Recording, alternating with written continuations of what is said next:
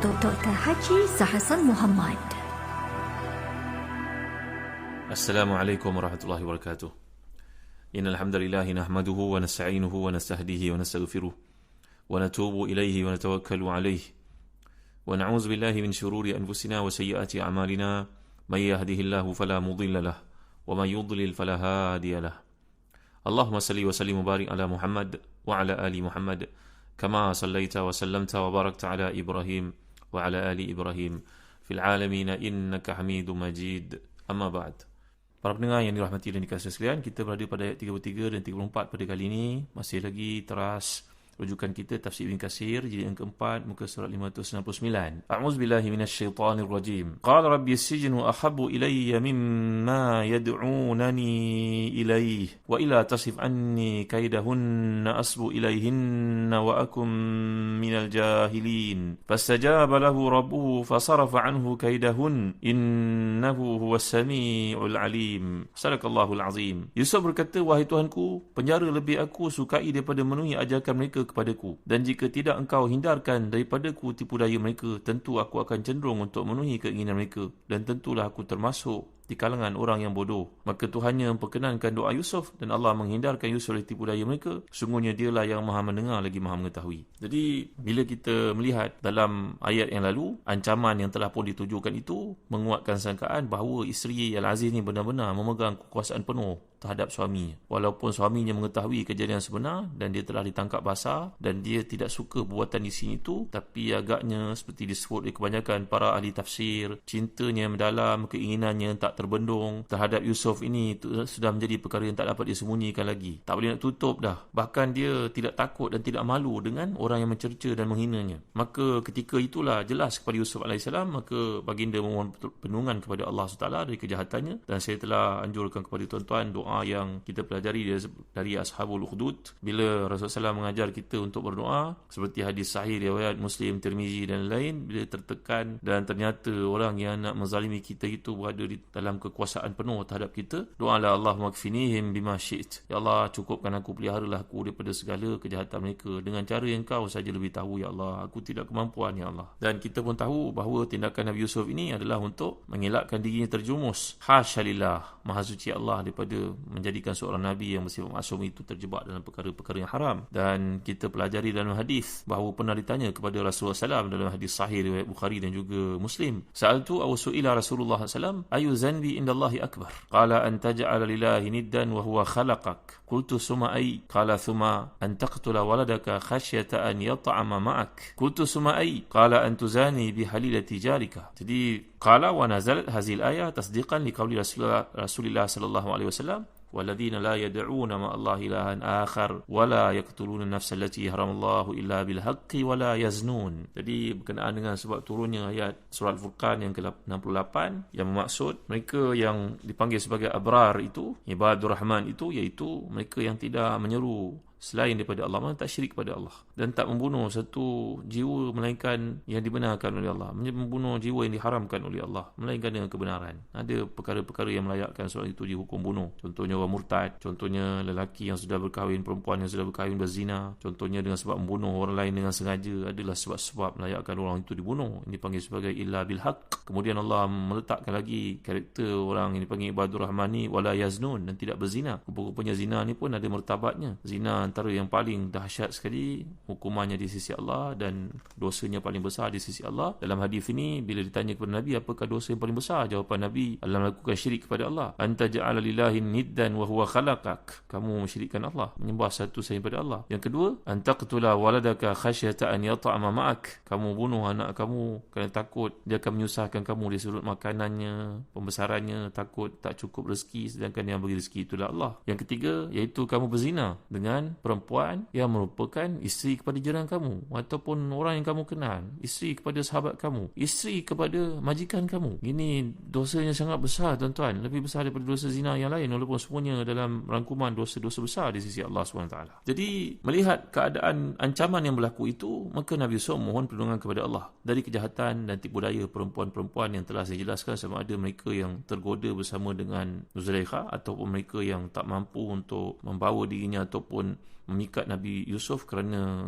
tidak layaknya dia, tidak cantiknya dia seperti Zulaikha, maka mereka telah mujuk Yusuf supaya melakukan perkara itu dengan Zulaikha kerana itulah cara untuk melepaskan diri daripada tipu dayanya. Maka Al-Qaidu ni maksudnya tipu daya, usaha yang berterusan tanpa penat untuk melakukan perkara yang namanya kecurangan itu. Maka Yusuf berkata, Rabbi sijnu, ya Allah ya Tuhanku, Engkaulah tempat aku mohon perlindungan. Ini keluhan ataupun aduan Nabi Allah ini. Kalau beginilah keadaan beratnya ujian yang berlaku, hukuman penjara yang dia janjikan kenakan kepada aku itu lebih patut aku syukuri ya Allah daripada ajakannya untuk melakukan maksiat, kerana ini satu benda yang keji dan lebih keji daripada itu aku berzina dengan. Bagaimana mungkin seorang Nabi terpedaya dengan ajakan zina oleh orang yang memberi kepadanya layanan yang baik, menjaganya, menganggapnya sebagai sebahagian daripada keluarga yang telah kita lihat dalam kuliah yang lalu. Jadi kalaulah penjara itu dapat menyelamatkan aku, wahai Tuhan, ia lebih aku sukai daripada memenuhi ajakannya melakukan perbuatan keji yang menjerumuskan aku kepada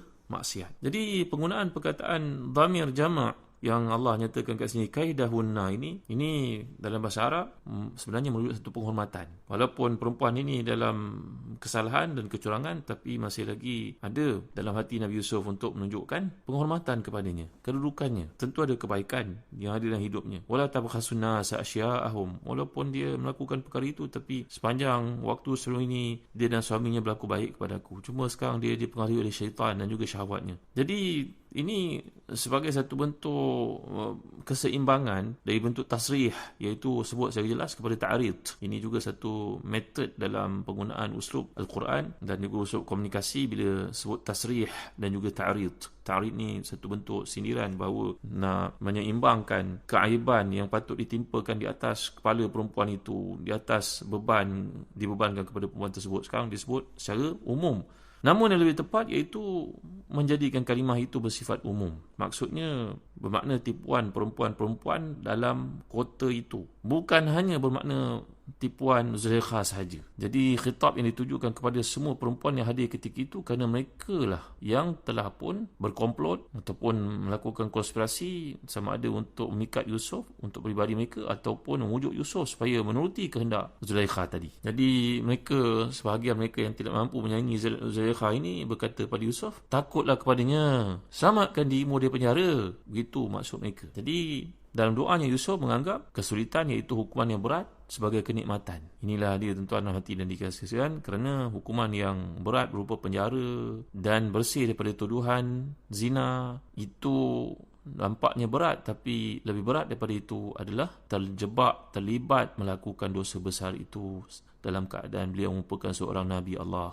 Jadi orang yang terbebas dari tuduhan walaupun di penjara, dia merasa senang, kesenangan yang besar berupa pujian di dunia dan pahala yang terus menerus di akhirat. Sampai hari ini kita membaca kisah insan cemerlang seperti Nabi Yusuf AS dengan pangkat Nabi ini sebagai seorang manusia yang sangat mulia. Jadi Yusuf telah milih perkara yang paling hina di antara dua keburukan dan yang paling ringan di antara dua bahaya, akhafud darrain, iaitu milih penjara dari terlibat perbuatan zina itu. Kerana dalam hukuman penjara terdapat ketenangan hati. Seperti kata Syekhul Islam, kamu menghalau aku keluar daripada negara ini merupakan satu siyahah. Aku boleh berjalan, boleh melancong. Kamu penjara aku, fasijni raha. Kamu penjara aku, dalam penjara aku boleh menulis. Kamu bunuh aku, faqatli syahadah. Kamu bunuh aku mati syahid. Kerana orang beriman seperti Nabi Yusuf AS, syurga telah pun beliau nikmati dalam hatinya sebelum syurga akhirat itu. Benar kata-kata para ulama, kalau anda tidak menikmati syurga di dunia, maka anda tidak akan dapat syurga di akhirat. Mendalam maksud tu. Maksud syurga dunia adalah dalam hati kita ada ketenangan terhadap perkara yang kita lakukan, perjuangan yang kita lalui dan juga prinsip yang kita pegang. Sebab itu kata-kata yang dibawa daripada kitab Hikam, kata-kata menarik tuan dalam hikmah yang ke-45. Min alamati mautil qalbi adamul huzni ala ma fataka minal muwafaqat wa tarkun nadami ala ma fa'altahu min wujudi zallat. Antara tanda-tanda kematian hati saudara ialah kita tidak merasa sedih atas kehilangan peluang untuk berbuat ketaatan dan meninggalkan rasa penyesalan atas perbuatan yang dipenuhi dengan kesalahan. Jadi Allah beri kepada manusia ni fitrah keimanan yang boleh mengangkat darjat manusia menjadi tinggi, lebih mulia daripada malaikat, menganugerahkan kepadanya hati yang boleh menjadi tempat cinta yang paling suci, cinta kepada Allah SWT. Jadi manusia yang tak dapat menjaga fitrah keimanan dan kesucian hatinya boleh sampai pada satu tahap yang mana darjatnya lebih rendah daripada binatang. Sebab itu Allah menyatakan surah Al-A'raf ayat ke-179, A'udzubillahi minasyaitanirrajim, wa laqad dzara'na li jahannama katsiran minal jinni wal ins, lahum qulubun la yafqahuna biha, wa lahum a'yunun la yubsiruna biha, wa lahum adhanun la yasma'una biha, ulaika kal an'ami bal hum adall, ulaika humul ghafilun. Sungguhnya kami telah pun menjadikan neraka jahanam, untuk neraka jahanam ini banyak dari kalangan jin dan manusia. Mereka ni punya hati tapi tak mau memahami dengan hati itu ayat-ayat Allah, punya mata tapi tak mau melihat dengannya bukti keesaan Allah, punya telinga tapi tidak mahu mendengar dengannya nasihat. Mereka itu seperti haiwan ternak, bahkan lebih sesat daripada itu. Jadi hati manusia pilihan seperti Yusuf AS ni sentiasa diterangi dengan mengingat Allah. Selalu ada keinginan, azam, niat untuk berbaik. Nanti kita akan lihat tafsiran oleh Imam Al-Baghawi bila disebut sekali lagi kepada Yusuf AS sifat ihsan itu, kerana kesyukurannya kepada Allah untuk mendapat buat benda-benda yang baik, bersedih dan menyesal jika kehilangan kesempatan untuk melakukan ketaatan. Maklumlah bila perempuan itu membiarkan dia duduk dalam rumah, setiap hari dia digoda dan setiap hari terdedah dia kepada maksiat, walaupun mempunyai tilam yang empuk, makanan yang enak, suasana yang serba-serbi mencukupi, tapi itu semua akan menjadi beban baginya di akhirat. Sebab itu beristighfar dan mohon ampun kepada Allah dan mohon agar Allah masukkan dia ke dalam penjara. Ini adalah doa yang bersifat keluhan terhadap apa yang berlaku di situ, mengadu kepada Allah SWT, aduan kepada Allah SWT. Kerana kemudian kita akan lihat Nabi Yusuf AS menguatkan dalam doanya, menjelaskan keadaannya yang lemah dan tak memiliki kemampuan, serta menyerahkan semua perkaranya kepada Allah SWT memiliki kekuasaan. Sebab itu Allah menceritakan tentang doa beliau ni, wa ila tasrif anni kaidahun, kalau kau tidak hindarkan tipu daya mereka dariku, nescaya aku akan cenderung untuk memenuhi keinginan mereka. Tawaduknya Nabi Allah ini dalam keadaan baginda merupakan manusia maksum, tapi masih lagi ada ketakutan. Macam juga ketakutan Nabi Yaqub ketika menghalang anak-anaknya untuk membawa Yusuf AS, walaupun tujuannya untuk yarta' wa yal'ab. Kerana kebimbangan ini memang tetap ada dalam jiwa manusia, walaupun telah dijanjikan keselamatan oleh Allah Subhanahu Wa Taala. Jadi dapat kita lihat kat sini, kalau tidak kerana bantuan daripada-Mu, kekuatan daripada-Mu, pasti aku termasuk di kalangan orang bodoh, orang yang tergoda dengan syahwat. Kerana orang yang mengikut syahwat ni orang bodoh sebenarnya, tuan-tuan dimuliakan Allah sekalian. Dikatakan oleh Syekh Muhammad Ali Tantawi dalam kitabnya yang menceritakan tentang tazkirah indah, bahawa melakukan maksiat ini seronoknya sesaat, menderitanya berabad. Sedangkan orang melakukan taat, penatnya sesaat, gembiranya berabad. Mana satu yang kita? Jadi orang yang bijak tidak akan melakukan perbuatan yang buruk yang akan menyebabkan dia susah berabad dalam neraka Allah SWT.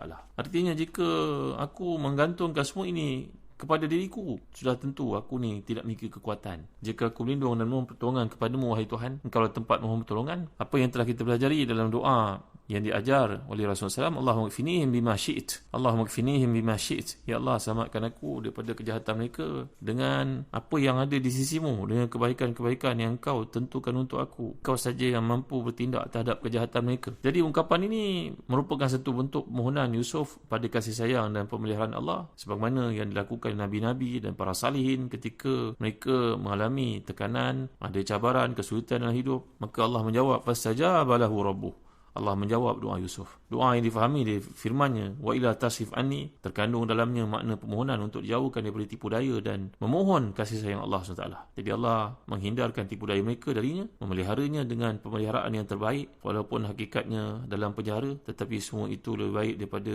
terdorong kepada kemaksiatan yang akan mengakibatkan sikap seperti itu disebut oleh Nabi Yusuf sebagai sikap orang yang bodoh. InsyaAllah dalam kuliah akan datang kita akan lanjutkan lagi perkara yang berlaku selepas daripada upaya dan usaha dilakukan oleh wanita ini untuk menganiaya Yusuf AS. Apakah persetujuan yang diperoleh daripada suaminya? InsyaAllah dalam kuliah akan datang. Wallahu a'lam. Wa sallallahu ala sayyidina Muhammad wa ala alihi wa sahbihi wasallam. Walhamdulillahi rabbil alamin. Wa barakallahu fikum. Wassalamualaikum warahmatullahi wabarakatuh.